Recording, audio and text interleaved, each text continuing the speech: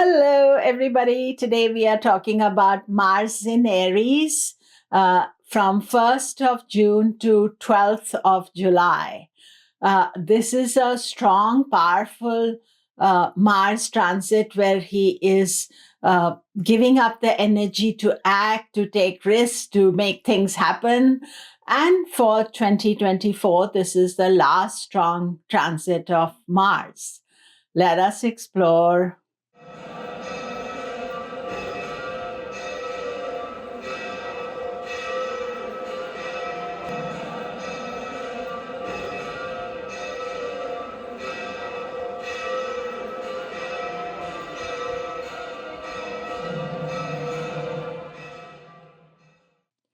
Hello, I'm Komilla Sutton, and I'm talking Mars in Aries.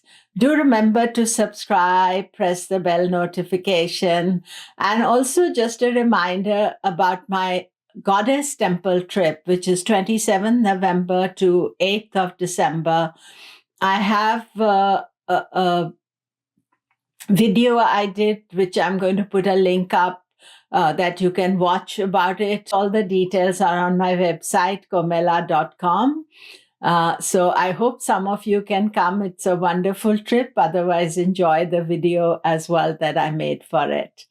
So what about Mars in Aries? Mars is in full dignity, and he's going to be from 1st of June to 12th of July. Mars, in 2024 had two strands. He was Mars in Capricorn earlier on in the year, and now Mars in Aries. And Aries is its own sign. It is powerful, fiery planet in a fire sign. And first sign, so there's idealism, there's new things wanting to happen, there's desire to take action. So one of the things we have to be careful is that not to overtake action, or to not to be too risk friendly because sometimes Mars in Aries is very impulsive because it doesn't think about what are the reaction to the action. So that is all. But generally, whenever a planet is in dignity, it is behaving really well, and it is not giving us the negative side of it. But Mars is a militant planet. He's a fiery planet, action-oriented planet. So those are the key words. You could say that there's a lot of energy for you to make things happen and to do what you want to do. Now, one of the good things about Mars in Aries is that there is no negative conjunction or any conjunction at all in Aries. Mars is not connecting with any planets. It's a standalone transit, which is really good because Mars, for the last few months, 3 months or so, it was first with Saturn in Aquarius, then with Rahu. So there's not been an independent positive influence on Mars. And Jupiter is second house from Mars, which is also a supporting element to it. But in its own sign, strong, courageous, and he gives you that, courage to do things, to act, and to enjoy its transit. And Mars in Aries is also in a Mahapurusha yoga by transit. These Mahapurusha yogas happen by transit. We may not have it in our chart, but we can experience it while it is happening. And the Mars in Aries Mahapurusha yoga is called Ruchaka Mahapurusha yoga. It gives glory, fame, success, money, all the usual stuff, powerful stuff. But it is good for Aries, for Libra, for Cancer, and Capricorn. So enjoy this transit. And how does it affect each sign? And remember, we are looking from the moon sign and your ascendant. Aries, this is a wonderful time for you. It's Lagna Lord Moon Lord in its own sign gives you all the qualities that you desire and the courage to make things happen, to defend the people who are weak and needing your support, but to also act upon things. It colors your whole life in a very positive way. Taurus, Mars is in the 12th house. So not the best transit for you. 12th house is house of expenses, losses, spiritual life as well. So maybe concentrating a bit more on spiritual, less on spending would be good. But Mars in Aries also, is okay for you because at the same time, Venus is in Taurus. You have Sun and Mercury in Taurus. So you've got a lot of support to handle this transit.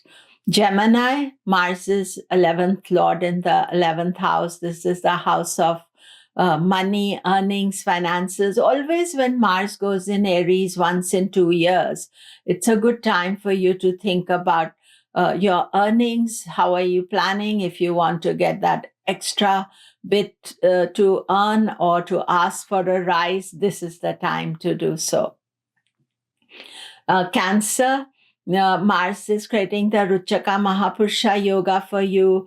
Mars is also Raja Yoga Karaka for you. And being in Aries, it is your 10th house, professional career opportunities. Excellent transit for you to go ahead and take that extra step as far as professional life is concerned. Leo, Mars is an excellent planet for you.